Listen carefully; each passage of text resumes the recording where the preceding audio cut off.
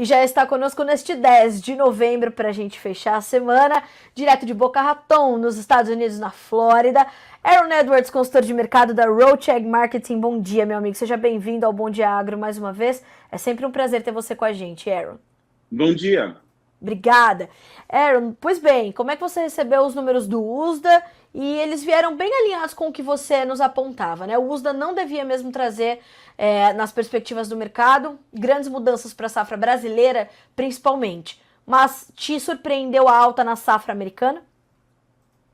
Um pouco, só que não era fora do comum, se você vê as projeções esperadas e também falando com muitos produtores, de fato, quando as colheitadeiras rodaram, eles falaram, tá um pouquinho melhor que eu esperava. Então, nunca é uma notícia boa, né? Quando o preço da soja cai 20 pontos, mas eu acho que eu até falei com o Alex na quarta-feira, depois que você tem quase $1 de alta, o mercado procura uma desculpa para um recuo e ontem foi a desculpa perfeita.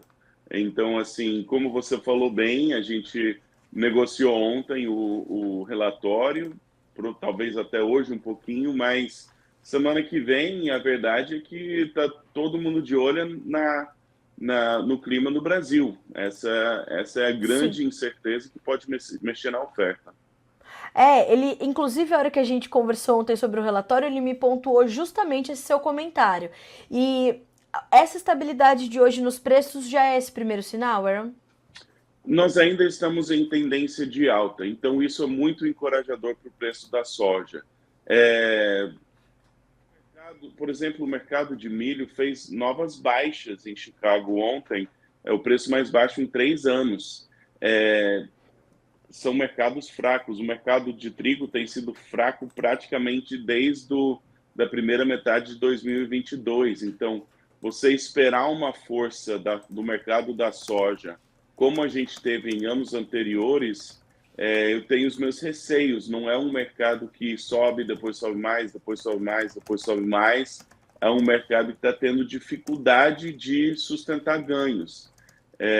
Então, na minha opinião, merece um trato diferente. Agora, eu concordo que a safra brasileira projetada pelo USDA e Conab, elas são muito grandes, eu acho que tem que ser menor.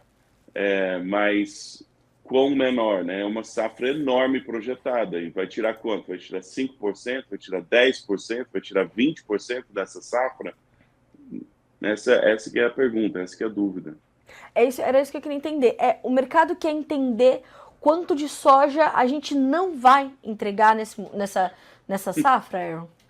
É uma boa pergunta. Então, você tem que olhar por duas lentes, tá? Então, assim,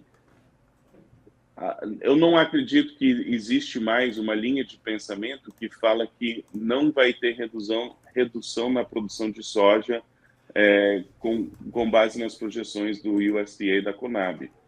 Eu acho difícil você falar, não, esse número de 160 e poucos milhões de toneladas vai se sustentar. Mas a pergunta, no quesito preço, você tem que falar, tá, e se o Brasil colher 155, como é que vão estar os estoques mundiais? E se colher 150? E se colher 145? E aí você tem que perceber que hoje a rentabilidade de soja nos Estados Unidos para a safra 2024, que vai ser plantado lá para abril, maio de 2024, hoje a soja é muito mais rentável do que o milho para a próxima safra. Então, o que, né, para 2024, para você falar, não, vai ter estoque apertado a nível mundial, por isso justifica altas de preço, você tem que tirar muita soja do Brasil, da Argentina. Historicamente, ano de El Niño, a Argentina produz safras regulares e um exemplo talvez mais no passado mais próximo assim de um El Niño extremamente forte foi 2015. Então, o que aconteceu na safra 2015-2016 foi para a soja foi um ano pior do que o ano anterior. Então, a gente teria uma safra menor do que a safra do ano passado, se repetir essa sequência. Então, abaixo ali, no 150 e poucos, né? mas ainda é muita soja a nível mundial. Então, por isso eu tenho receio de otimismo em relação ao preço. Agora, a formação de preço em mercado climático é que nem aquela bexiga de ar, aquele balão de ar que você vai enchendo, né? Tem uma semana ruim, sopra, o preço sobe. Tem outra semana ruim, sopra, o preço vai aumentando o balão até a hora que ele estoura, aí o preço vai embora. Então, nesse quesito, eu recomendei vendas no começo dessa semana, e se continuar subindo na próxima semana, também vou recomendar vendas.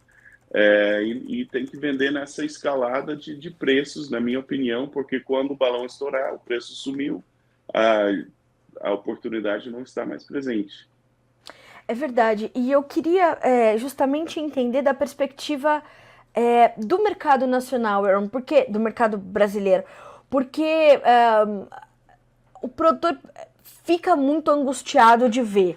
Talvez, né, até a alta do preço angustia o produtor que quer avançar um pouco na comercialização, quer avançar nas vendas, mas tem produtor aqui no Mato Grosso falando em segundo replantio, Aaron. Como é que ele consegue combinar essas duas informações e ter uma estratégia clara e, mais do que tudo, né, acima de todas as coisas, segura para fazer os seus negócios, né? Como que ele tem que ler esse momento, Aaron? Olha, é uma excelente pergunta, e isso é muito, muito difícil de se fazer. A dificuldade fala que a comercialização é simples, mas não é fácil. E justamente porque pesa o emocional, pesa o bolso, pesa o ganha-pão, toca todas as principais atividades do produtor, a comercialização toca nelas e afeta elas. A minha experiência, e vamos colocar no abstrato porque fica mais fácil de entender. Eu liguei para vários produtores no Midwest, onde estava bem seco, quando tinha soja acima de $14, eu falei, vamos vender, ele precisa vender. E não dá para vender, está muito seco. Aí liguei para o produtor no Brasil, falei, vamos vender. Ele falou, não, realmente, eu acho que é um preço interessante. Alguns não venderam, mas os meus clientes venderam. Acima de $14. Agora, o clima seco, a dificuldade, o estresse está no Brasil. Só que, se você aproveita para vender, você acerta o mercado, você tem mais receita, é melhor. Torna um ano difícil melhor. A única forma de você acertar isso com uma certa constância, com uma certa regularidade, é quando você está descansado, com a cabeça clara, você fala, eu posso vender até X.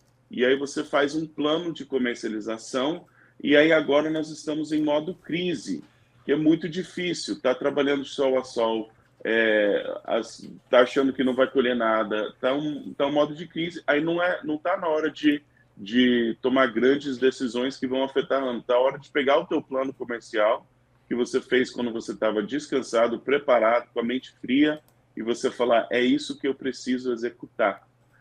Por isso que o plano de comercialização faz tanta diferença, que quando você está calmo, com a mente clara, você projeta o que você precisa fazer, e tem ajustes ao longo do caminho, mas são ajustes finos, né? Então, assim, eu não discordo que vão ter quebras significativas, mas quando foi a última vez que um produtor de soja no Mato Grosso colheu 0 em sua lavoura?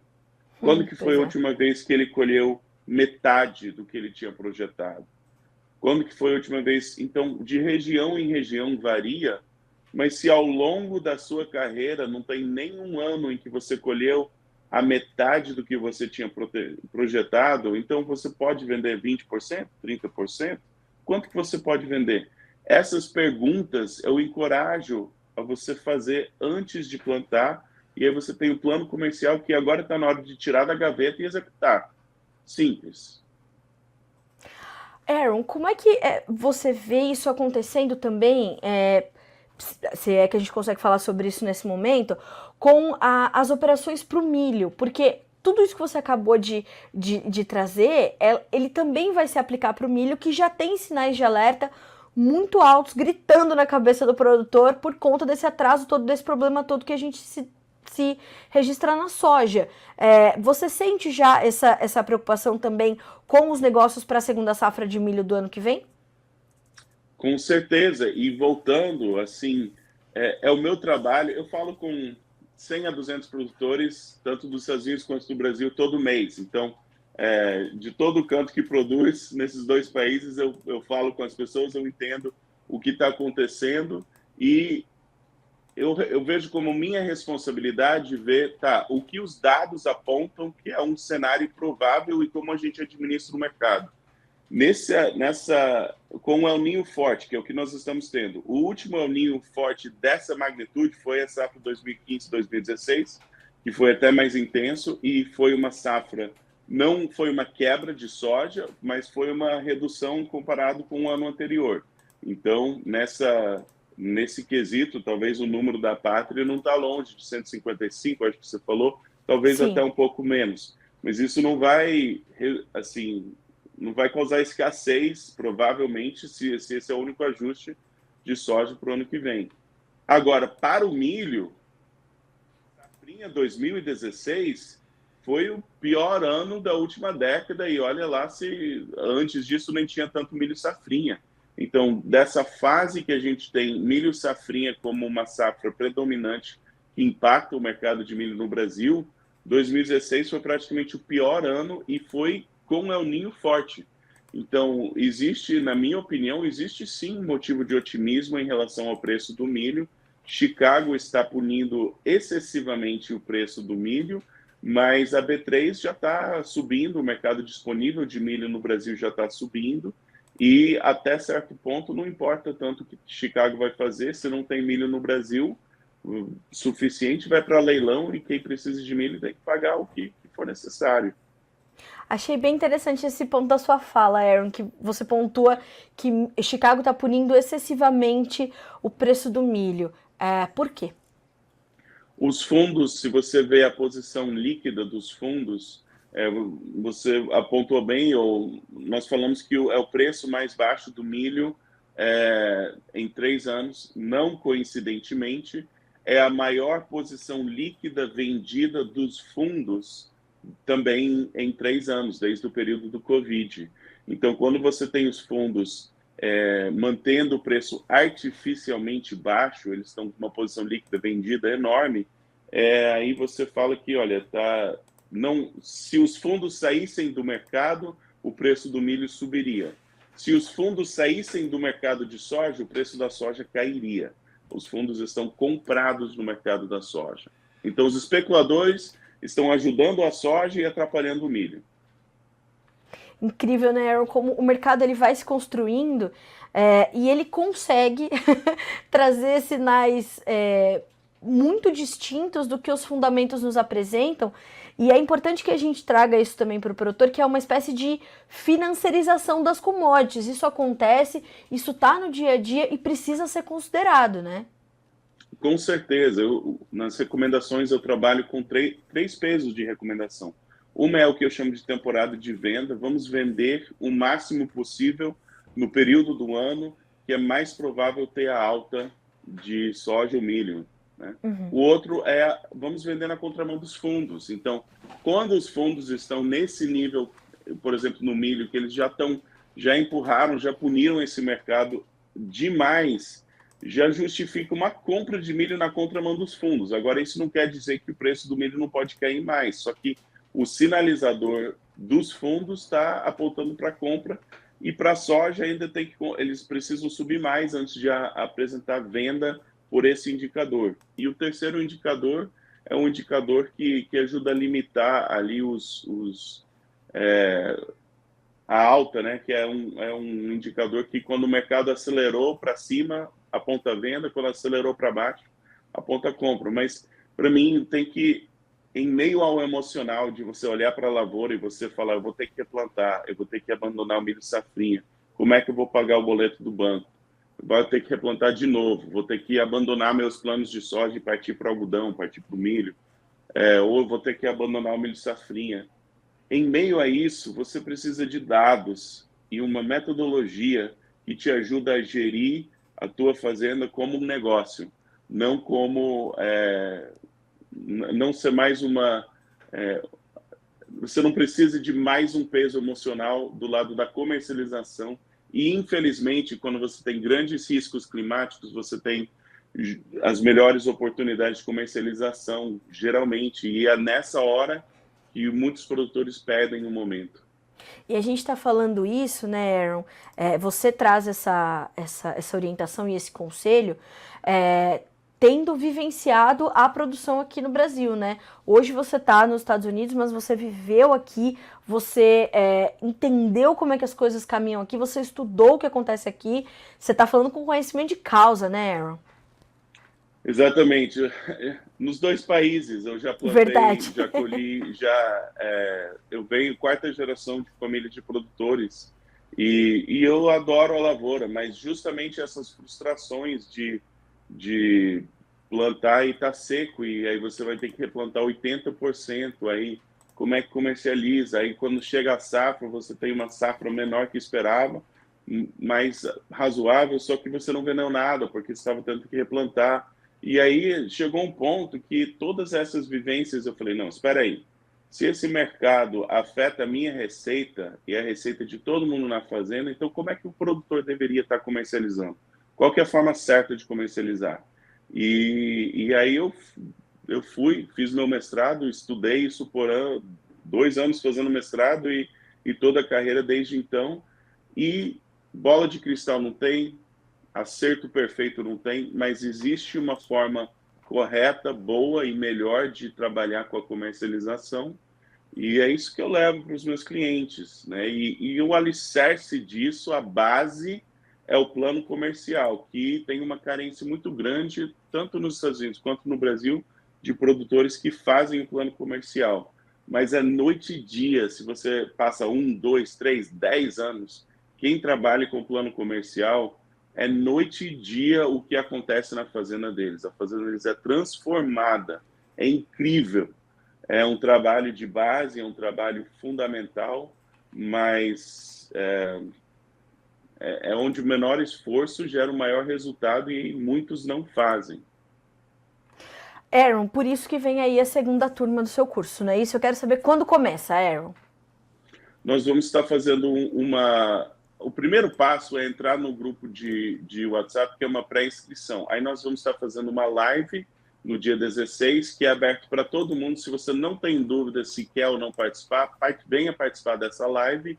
E lá nós vamos estar explicando tudo, como se inscrever, o que vai estar no curso. Então, já marca aí o teu calendário. Dia 16 nós vamos estar fazendo a live e certo. Entra no grupo. Mas aí são várias turmas, então vai ter tudo que for feito no curso vai ser ao vivo, mas daí gravado e disponível para quem não pode assistir ao vivo.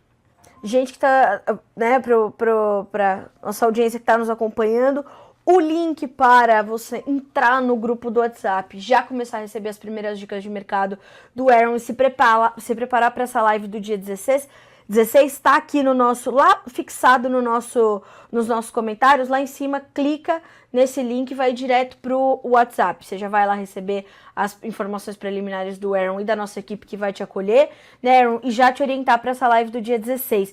E como é importante a gente trazer essa outra perspectiva, né, Aaron, para o produtor entender que não dá mais para não profissionalizar a comercialização, o mercado. E como você falou, como a gente está no pico do mercado climático, no maior produtor de soja do mundo, esse balão de ar, né, como você falou, a gente tem que tentar manter ele sempre cheio e fazer o mercado trabalhar a nosso favor, né? Exatamente, exatamente. E quem fez o curso em setembro, antes do relatório de setembro, eu falei, olha, era o preço mais alto no segundo semestre no mercado brasileiro. Eu falei, vamos tirar um risco, vamos vender. E aí, agora, novamente, no começo dessa semana, eu falei, vamos estar vendendo, segunda, terça, quarta. Então, assim, quem fez o curso, fez um plano, entendeu a metodologia, já fez 2 boas vendas e hoje está mais tranquilo. Obviamente, todo mundo espera e torce para o preço subir mais, só que já estão com um plano em ordem e eles estão olhando para a mesma lavoura ruim que você, só que eles já tinham um plano de como executar e estão executando. Então, faz diferença, né? É algo que agrega valor, é algo que que faz diferença na comercialização, e quem fez 2 meses atrás já tá colhendo os frutos aí do trabalho. Ah, mas com certeza. Aaron, como eu sempre falo, eu não perco essas oportunidades, eu vou ali colher as suas informações todas e espero que toda essa audiência que está aqui, inclusive comentando contigo aqui, falando, viu, Aaron, como vender com um tempo como esse, né? Quem não se assusta, aqui assusta até quem não tem a ver com a agricultura. E aí a gente vem tendo mais relatos de problemas na safra e tudo mais. E o André Marques diz assim, Aaron, bom dia, bem isso mesmo, os fundos estão bagunçando o mercado de oferta e demanda. O André fala conosco de Sorriso, no Mato Grosso. Eles estão aqui mesmo para bagunçar, né, Aaron? Sim, só que é que nem eu sempre falo, né? A gente pode assar uma carne no final de semana e discutir como o mundo deveria ser. Mas de segunda a sexta vamos trabalhar no mundo como ele é, né? Então, eu prefiro acompanhar os fundos e saber como me posicionar de acordo do que ficar xingando eles que eles estão fazendo a coisa errada, porque eles sempre vão estar aprontando, né? Eu prefiro só reagir a eles. E em relação a como vender com o clima assim, talvez uma pergunta melhor é: posso vender com o clima assim? Porque aí você está chegando mais próximo a uma decisão coerente. É isso mesmo. Aaron, obrigada, meu amigo, pela participação nessa sexta-feira conosco. Excelente forma da gente concluir essa semana, que foi uma semana bastante volátil, e outras virão, e a gente continua a se falar, meu amigo. Você é sempre muito bem-vindo aqui no Bom Dia Agronegócio. Bom final de semana para você. Um abraço também. Um abraço, até mais.